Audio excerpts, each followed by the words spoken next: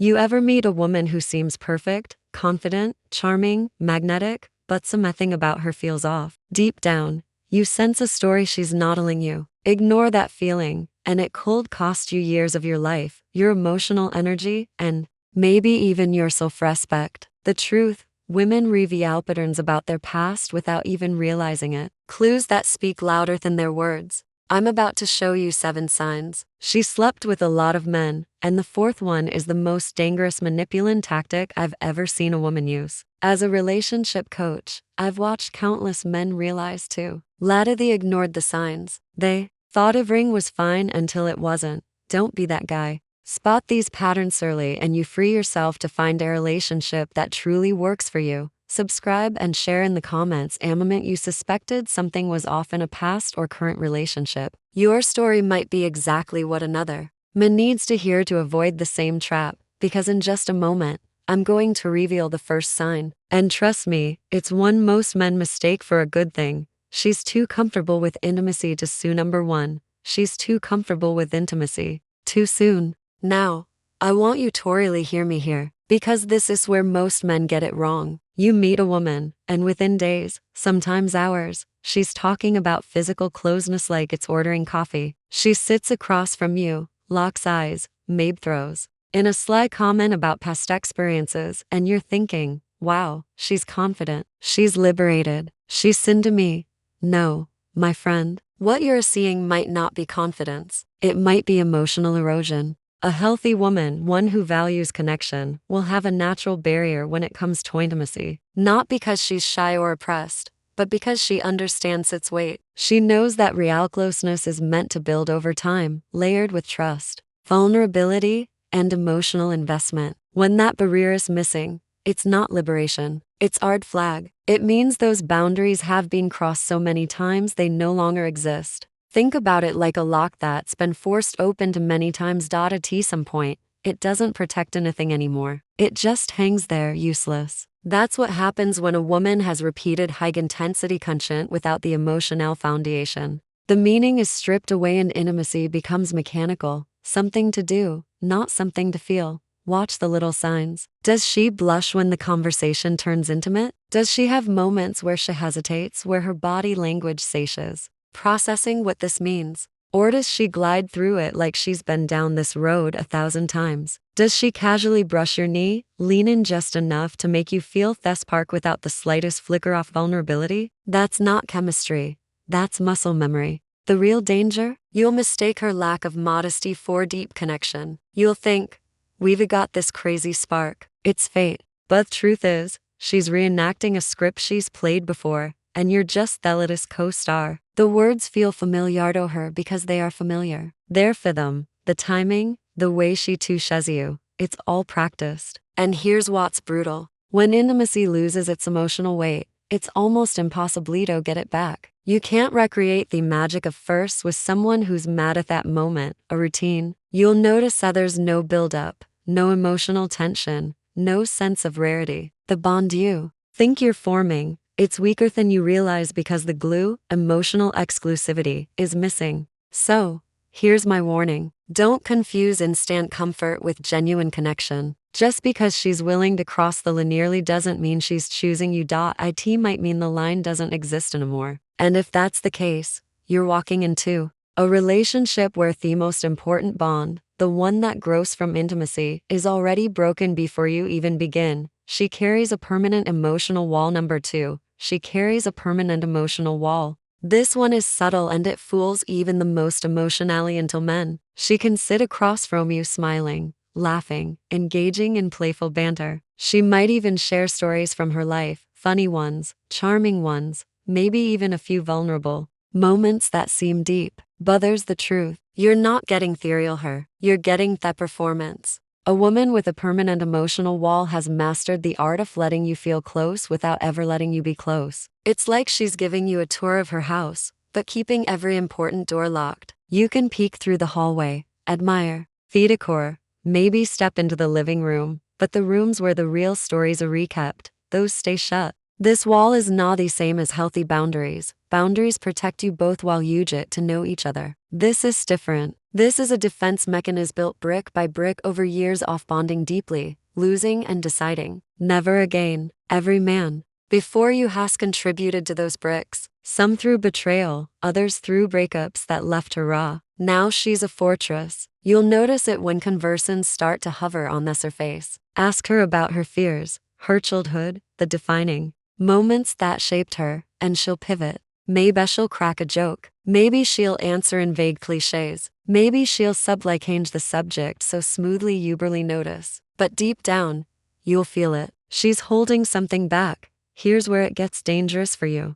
A man who's serious about connection will naturally share parts of himself first, hoping it inspires her to do the same. You'll open up about your struggles, your ambitions, your past heartbreaks, and she'll respond warmly, maybe even in a way that makes you think she gets it. But her response will lack matching depth. She's reacting, not reciprocating. Over time, this creates an imbalance. You're giving more than you are receiving. You're investing emotionally into a relationship that's capped from the start. And when conflict hits, as it always does, her wall becomes impenetrable. Instead of working through the problem, she might shut down, disappear for a while, or decide the relationship just isn't working. That's not because she's confused. It's because she's learned that staying behind the wall feels safer than risking intimacy. So pay attention. If weeks turn into months and you're still circling the same surface level conversations, still feeling the invisible gap between you, no matter how close you get physically, it's not in your head, it's the wall.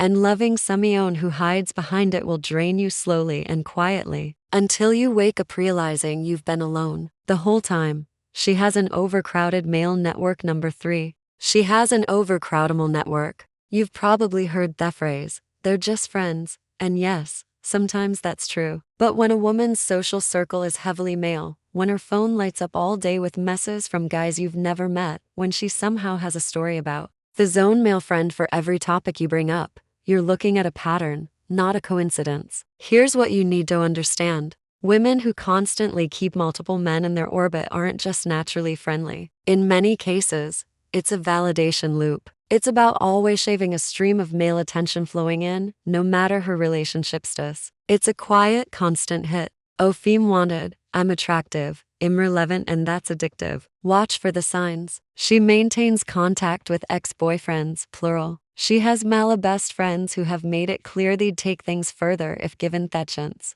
When you ask about them, she brushes it off with, oh, he's harmless, or we've known each other forever. But the truth is, harmless men don't send midnight texts. Harmless men don't conveniently call when you're out off town. Another tell, her female friendships are minimal, strained, or practically non-existent. Why? Because close friendships with women require emotional reciprocity and depth. That's harder to maintain when you've trained yourself to seek validation in quick surface level hits from men. Male friends don't usually demand emotional vulnerability. They just offer attention and often flirtation. And then there's such unspoken backup plan. You might think she's loyal, and maybe she believes she is, but deep in her subconscious, she's keeping doors open. If your relationship ends or even hits a rocky patch, those friends can become replacements in a matter of days. She doesn't have to start from scratch. She just promotes someone from the roster. Here's the hard truth. A woman who's constantly plugged into a network of male attention isn't truly available, not emotionally, not mentally. And no matter how much she insists, they're just friends. You'll always feel the quiet pull of competition. And that's not a foundation for trust. She uses intimacy as currency. Number 4. She uses intimacy as currency. This one is dangerous, not just because it's manipulative, but because it's so easy to miss until you're already hooked. You might think you are sharing genuine moments of closeness, but what you're actually in is a transaction. She's not given intimacy, she's trading it. Here's how it plays out. Things are tense between you. Maybe you've disagreed on something. Maybe you've said no to a request. Maybe she's caught in a lie. Suddenly, her body language shifts. She becomes softer, more affectionate, maybe even physically seductive. And just like that, the tension dissolves. You feel closer again. Problem solved. Right? Wrong. The problem didn't go away. It just got paid off. On the flip side, When she's upset or wants to make a point, intimacy is the first thing she withholds. Not because she's genuinely in the mood, but because she knows it gets a reaction. It's punishment dressed up as boundaries. She's learned that your desire for closeness can be leveraged to get what she wants, whether that's an apology, a favor, or your silence. This is not natural feminine to intuition. This is learned strategy. Women who have spent years in short, high turnover relationships often figure out which tools work fastest to regain control. And physical intimacy, when weaponized, is one of the most powerful. It's the ultimate bargaining chip because it taps into your biology, your emotions, and your ego all at once. The key word here is timing. Pay attention to when the affection flows and when it dries up. Is it spontaneous, or does it always seem to arrive right after you've vet in something she wanted? Does it vanish exactly when she's displeased? If timing feels too precise to be coincidence, it's probably not. Because make no mistake, when intimacy becomes mescurancy, love becomes business. And in that kind of business, you're not virtually an equal partner. You're just a customer who doesn't realize he's paying. She has mastered the art of reading and controlling men. Number 5. She has mastered the art of fretting and controlling men. There's a difference between a woman who understands men and a woman who studies them. The first is natural. She's observant, empathetic, intuitive. The second is deliberate. She's been in enough relationships with enough different types of men that she's basically run her own private lab on male behavior. And now she knows exactly which buttons to press and when. At first, it feels amazing. She compliments you in a way that hits exactly where your ego lives. She notices the details you wish more people saw. The way you carry yourself, how you take charge, your ambition. You feel understood in a way that's rare. But here's where you need to be careful. Genuine understanding grows over time. Instant perfect compatibility is often just a reflection of how quickly she's read you. She can identify your strengths and, more importantly, your insecurities faster than you think. And once she has that map, she can play you like a song. When she wants to pull you closer, she feeds your pride. When she wants to pull you off balance, she pokes at the cracks in your confidence. One minute you feel like her hero, the next you're questioning yourself and craving reassurance. The danger here is that the manipulation is subtle. She's not storming into your life with obvious demands. She's shaping your emotional state in ways that keep her in control. She knows when to be sweet, when to be distant, when to praise, and when to let silence do the work. Every move is calculated to keep you invested and unsure at the same time. The scariest part, men often mistake this for passion. They confuse emotional volatility with deep connection. The highs feel intoxicating, the lows make you chase harder. And before you know it, you're addicted to the cycle. That's not love, it's conditioning. If you start to feel like every emotion in your relationship is being managed, it's because it is. And once you see the strings, you can unsee them. That's when you have echo ice. Keep dancing for her approval, or walk away and reclaim the control she's been holding all along. She has no shame or discretion about her past. Number 6. She has no shame or discretion about her past. Let's get some things straight. This isn't about polishing someone's history or expected perfect tone. We're talking about the natural sense of privacy and selectivity that protects emotional intimacy. When that's gone, it says a lot about how she views connection and how she might view you. A woman with no shame or discretion about her past doesn't just share stories about her exes. She tells them casually, like she's recounting a weekend trip. She might openly discuss the number of people she's been with or give you vivid details about past relationships, almost as if she's trying to prove she's experienced. And here's the kicker. She sees it as a positive vesseling point. You'll notice there's no hesitation in her delivery, no softening off the language, no sense that certain things are too personal to broadcast. That's because to her, they aren't personal anymore. They've been normalized through repetition. When something intimate has happened enough times, it stops feeling rare. And when it's not rare, it's not sacred. Ask her a question about her past and watch their action. If she becomes defensive, flips it back on you, or accuses you of being insecure or old-fashioned, that's not just deflection. It's an unwillingness to acknowledge how her past might affect the present. She's not engaging with the impact, only the argument. This lack of discretion can also bleed into how she handles your relationship. The same way she casually shares details about her past, she might share details about you with others. The boundary between private and public is thinner. And once that line is crossed, trust becomes fragile. So pay attention to how she speaks about her history. Is there a sense of care in how she talks about intimate experiences, or is it just another story in the lineup? Does she respect the weight of the connection you're building, or does it feel like you're simply the next chapter in a long casual series? Because if she can't see why discretion matters, she won't see why you matter.